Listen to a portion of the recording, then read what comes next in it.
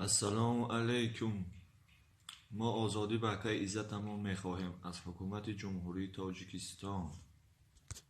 و رحمت الله و برکاته. از مردم جمهوری تاجیکستان خواهش میکنیم که بی‌طرف نباشند و از حکومت جمهوری تاجیکستان خواهش میکنیم که آزاد کنن عزت امان را. آزادی با عزت امان، آزادی با عزت امان، آزادی با عزت امان. برکاتو. سلام خیر با تمام مردم جمهوری تاجیکستان می‌رسانم. من همچنین یک شهروند عادی جمهوری تاجیکستان با حکومت جمهوری تاجیکستان گفتم که آزادی عزت امان را می‌خواهیم. تنها آزادی. السلام علیکم و رحمت الله و برکاته. السلام علیکم برادران. ما آزادی با کیزه تمام می‌خواهیم. آزادی با کیزه تمام. سلام علیکم به مردم تاجیک. بازم ما دفاع میکنیم از عزت امان. در وقت کرانتین چقدر با ما مردم مهاجر دستگیری کرد، کمک خودش را دریغ ندانست. وقتی که یک پلید احمق میبراید و میگوید که وای قلاب است، وای برای چی در وقتش قدر دستگیری میکرد ما رو، این گپ ها نبود و هیچ کس درباره‌اش چیزی نمیگفت.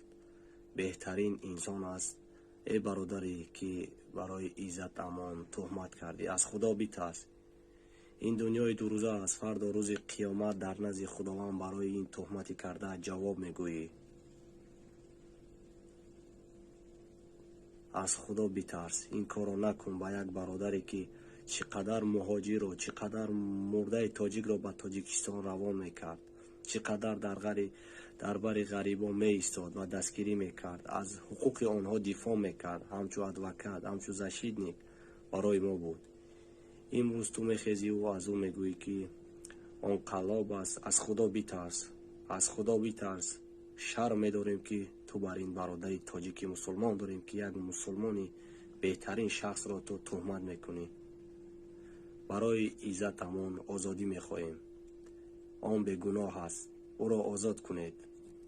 سلام علیکم برادران. ما شهروند جمهوری تاجیکستان. آزادی با عکس عزت تمام. السلام علیکم. من یک شهروند جمهوری تاجیکستان از تمام مقامات جمهوری تاجیکستان طلب دارم که عزت امان را آزاد بکنم. عزت امان گناهی ندارد. آزادی با عزت امان، آزادی با عزت امان. بچه ها به طرف نباشین، همه باید سرجمع شویم و عزت امان را آزاد بکنیم. آزادی با عزت امان، آزادی با عزت امان. السلام علیکم و رحمت الله و برکاته. من یک شهروند جمهوری تاجیکستان. آزادی به عزت امان. سلام علیکم. من یک شهروند جمهوری تاجیکستان. آزادی به عزت امان را میخواهم. ای امنیتی که این روز پسری او را مجبور کرده برآمده ضد مخالفان گپ میزنه، ضد گروه 24 گپ میزنه. مردم دیگر جای ندارد. جای امو عزت امان بود سرپناه مردم که گرفته بردش. مردم دیگر جا ندارد. همه در گروه 24 پیوست میشه.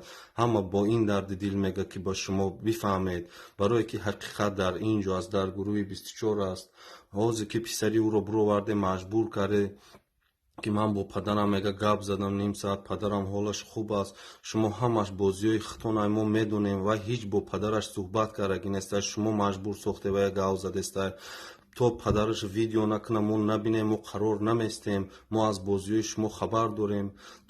تو همو عزت امان اگر نبره ویدیوی نوار نکنه نپرتوینون، تو نواروش ما نبینیم و توقت نمیکنیم در این دروغای شما، در این بازیای شما تو چند مردم انمیخه خب میدرونه و یا پشت زندان میبره. ما از بازیای شما خبر داریم. چندین کسا را گفته که شما رو ما آزاد میکنیم، بچت از شما رو ما پدرت آزاد میکنیم، شما خب کنه مردم خب میدرونه و خوب زندانی میکنه. ما از بازیای شما خبر داریم. زودتر آزاد کنه، زودتر ویدیوش در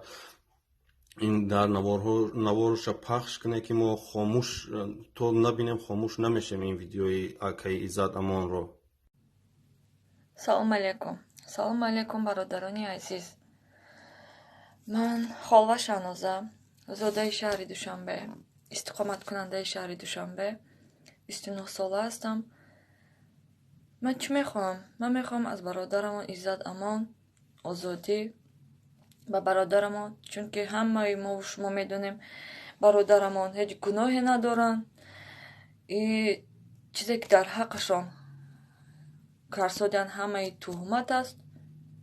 ягонта ин далеле надорад. озодӣ ба Кайзадамон, боз ҳам озодӣ. السلام علیکم و رحمت الله و برکاته. گفتنی هستم آزادی به کیزادامون، از الله بترسین، آزادش کنین.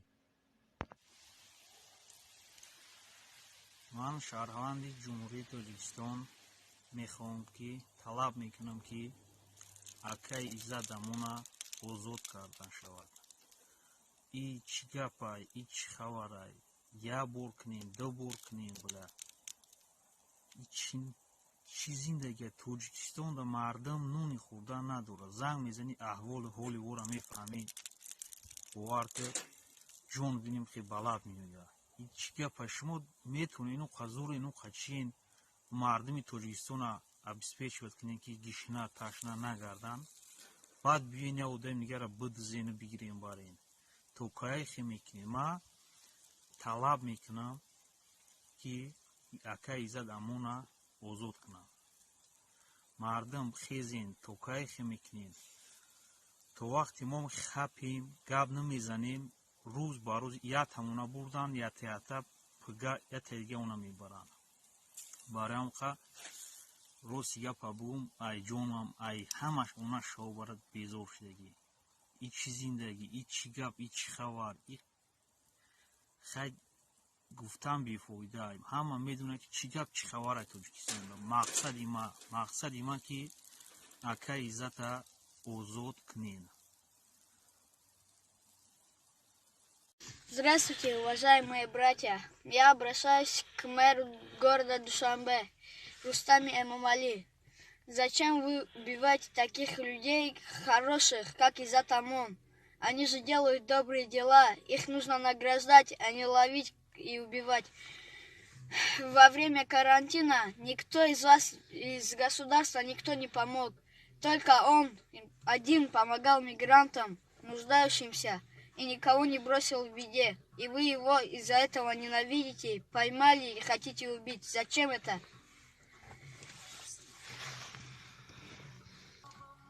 Мы хотим, чтобы вы освободили Иззатамона, нашего уважаемого брата.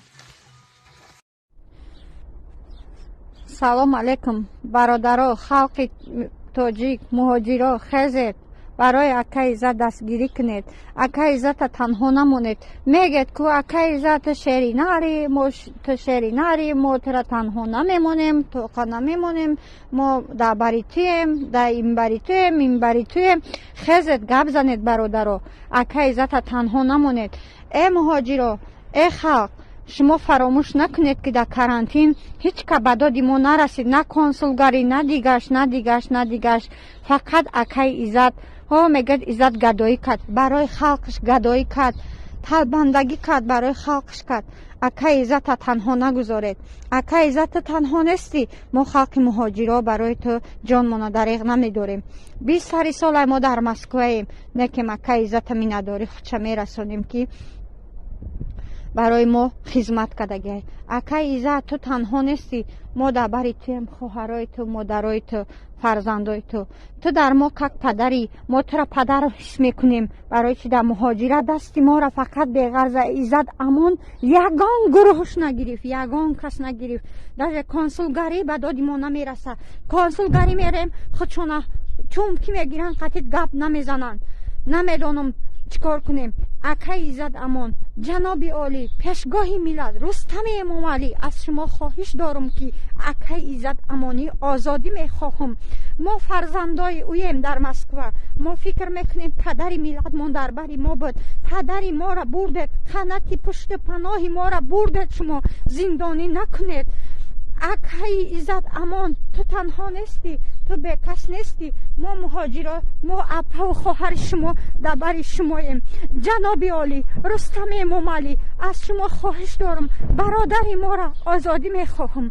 برادر ما عزت امان، وقتی که ما در مهاجرت در وکزلا خواه کردیم، در ایرپورت خواه کردیم، عزت امان به داد ما رسید. خلق کنسولگری در تاجیکستان به ما یاردم نکرد. بغرض اکه عزت، ای برادرها خیزید اکه عزت دستگیری کنید. اکه عزت ما فرزندای شماییم، ما تو را تاقه نمیگذاریم. اکه عزت امان، شما را ما تنها نمیگذاریم.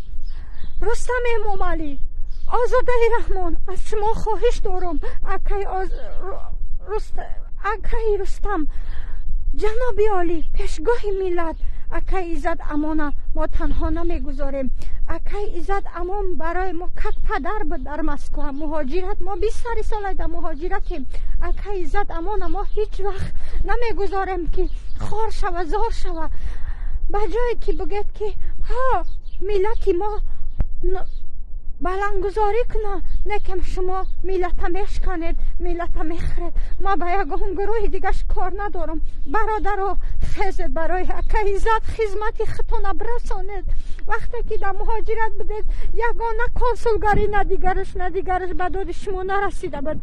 یدین تاقه قطعی شاگرداش 3 روز باز می شود که سرما فکر میکنم که فرزندی پدر ما بردگیان. من هیچ وقت برای این قوقه کار نمی سوختم، لیکن برای خدمت های اکه عزت امان مرا دل به جگر می سوزه.